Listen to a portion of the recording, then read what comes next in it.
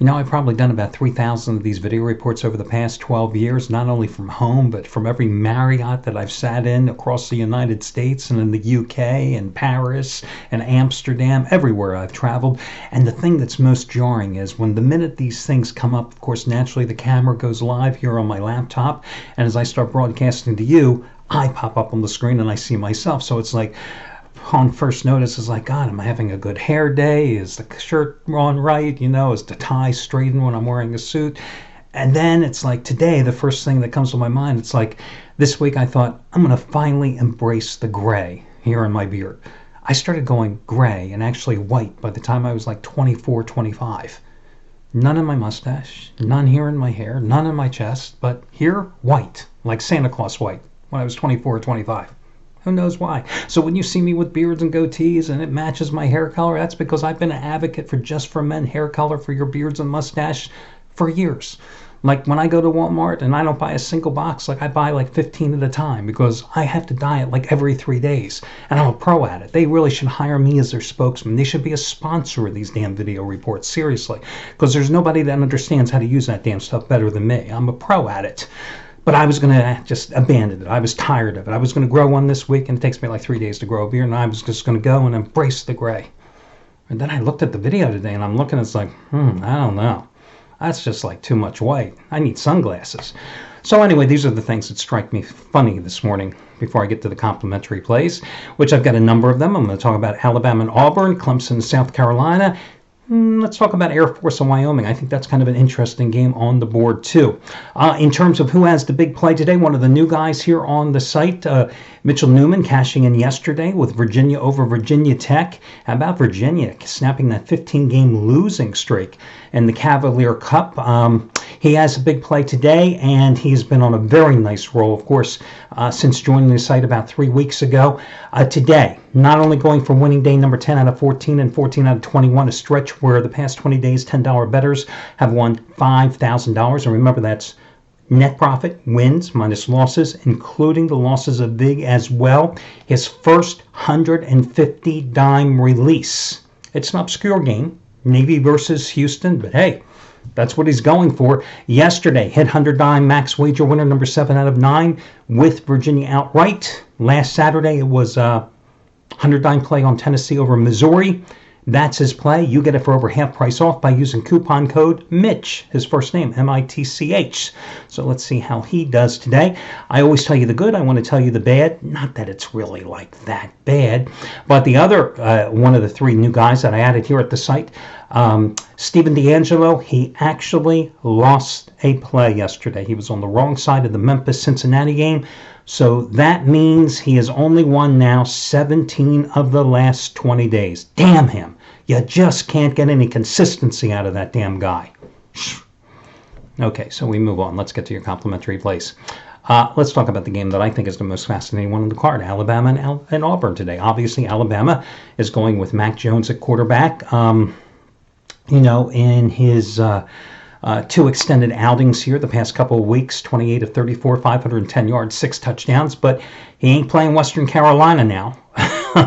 He is going against a top-notch defense in Auburn, but this is a tough place to make his first road start, is it not?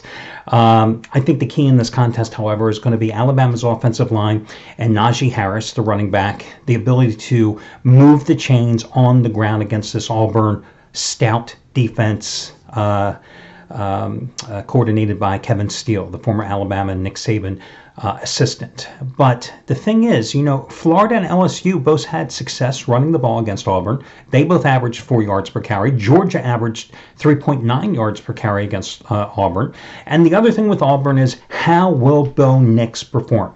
And what I always call the step-up games. Bo Nix has not performed this year. Yes, he guided them to the win against Oregon with his legs. Against LSU and Florida, he did not perform that well, especially throwing the ball.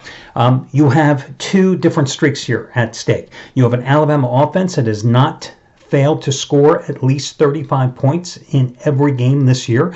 You have an Auburn defense that has not given up more than 24 points in any single game this year. I still think, however, you, of course, are getting a huge discount because of the change in quarterbacks. That's why this line is so cheap at 3.5 points. I think Alabama's going to get the win here.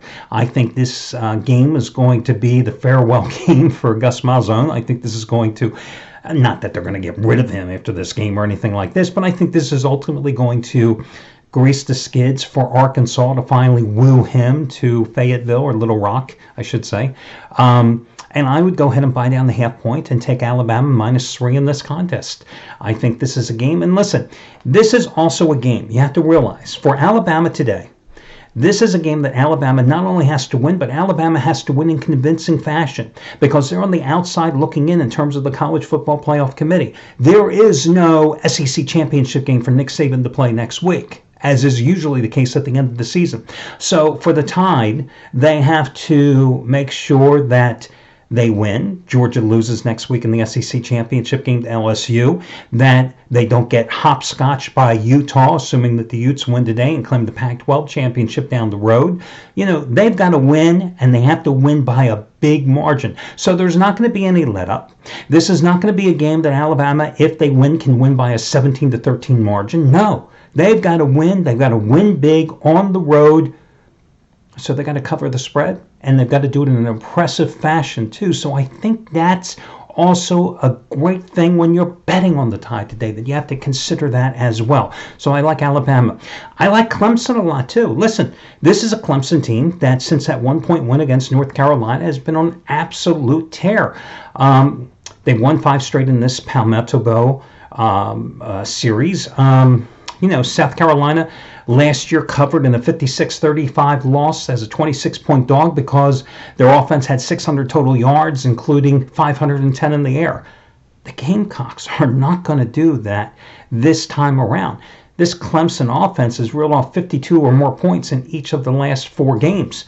South Carolina is coming off a 30-6 loss at Texas A&M 2 weeks ago, where the Aggies held them to a season-low 260 yards. Trevor Lawrence, the Clemson quarterback, 13 touchdowns, 0 interceptions in his last 4 games, a stretch in where he's completed 75% of his passes and nearly 12 yards per throw. He has thrown 3 touchdowns or more in each of his last 6 games. You got a Clemson team that's on a 17-3-1 ATS roll against Division I opponents. What do you want? South Carolina, their last home game, remember? About 3 weeks ago, Appalachian State came to town. They lost that game 20-15 back on November 9th. They're 1-5 in their last 1-4 in their last 5 games. South Carolina is. The only win came against Vanderbilt. So I would absolutely lay the 27 points in this game with Clemson on that early part of your card. Here's the game. Tennessee and Vanderbilt. Tennessee, triple revenge, right? Tennessee comes in here, though, on a nice little roll. They've won 4 straight, 5 of their last 6. The only loss in that stretch coming against Alabama. Vanderbilt finally won a game, beating East Tennessee 38-0 at home last week. Big deal.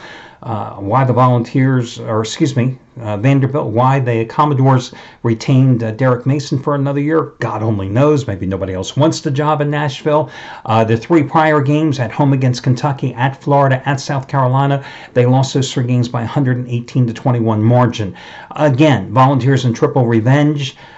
Remember last year, they needed to beat Vanderbilt in this season finale to earn a bowl bid, get eligibility at least for a bowl bid. They ended up losing that game 38-13. Jeremy Pruitt, who was so overmatched earlier this season, now in Knoxville, they're ready to crown him. He's regained the fans' favor, at least. He loses this game, they'll want to run him out of Rocky Top once again.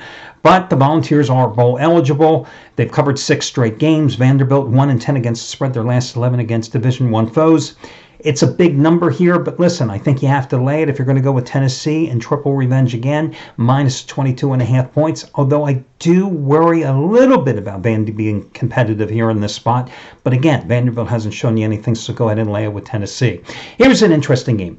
Air Force is an 11-point favorite today at home against Vanderbilt. And Air Force comes back at home after a road sweep of New Mexico and Colorado State and beat both the Lobos and the Rams handily. Beat New Mexico in Albuquerque 44-22. Beat Colorado State in Fort Collins 38-21. They have won 6 straight games since losing at Navy back on October 5th. Wyoming is coming off a 17-7 win at home 2 Fridays ago against Colorado State. They lost their 2 prior games, both on the road. It was against Utah State 26-21 and Boise State 20-17. Wyoming has lost 4 straight road games. San Diego State they lost by 4. Tulsa they lost by 3. And those 2 games I just told you about since winning their only road game of the season way back on September 7th against Texas State. Now, this has been a one-sided series. Wyoming is 6-4 straight up in the last 10 meetings, and Wyoming has miraculously, strangely, covered all 10 of those games. So you can see why just about every handicapper, every tip sheet, every prognosticator out there says, oh, you got to grab the points with Wyoming in this contest. And I can see why as well, because Wyoming has a pretty stout run defense, and geez, Air Force runs the ball. Neither one of these teams pass the ball much. Wyoming has a good defense overall. Wyoming likes to run the ball as well. So you have 2 teams that are going to run the ball, that are going to take a lot of time off the clock, which means scoring opportunities are going to be few and far between. I think it's going to be windy, gusty conditions in this game, with winds expected to be somewhere between 20 and 25 miles per hour consistently in this game. But I don't care that in the 4 losses for Wyoming this season, none of them been by margins of more than 5 points. I think Air Force is such a superior team, and I think everything has gone the Falcons' way this year. And you say, well, Wyoming has covered 10 straight in the series, and I pose this to you. Didn't Virginia Tech win 15 straight against Virginia until yesterday, when the Cavaliers won outright? Streaks are great, but they're always meant to be broken. I think Air Force is the better team in this spot. And how's this for an Academy teaser for you? You could play a 2-team 7-point teaser today. You could take Navy playing at Houston. Right now, Navy's like 7.5 to 8 points in that game. I don't think Navy is going to cover. I think Navy could cover, but I do worry the fact that Navy's coming off a big home win against SMU, but Navy is not going to lose that game at Houston. You could take Navy down to like 1.5 points at Houston and a 7-point 2-teamer, and you could team them with Air Force and take the Falcons down to 4 at home. That's a great teaser in this particular spot. I think it's probably the best 2-team teaser I could find on the board today. So that's why I think this game is a very interesting one. But again, for your free picks, love Alabama today. Love Clemson today, even though it's a big, big number. Like Tennessee a little, like Air Force, and I like that Air Force Navy teaser as well as a free pick too. So there you go. Wish you well. Talk to you again tomorrow. Good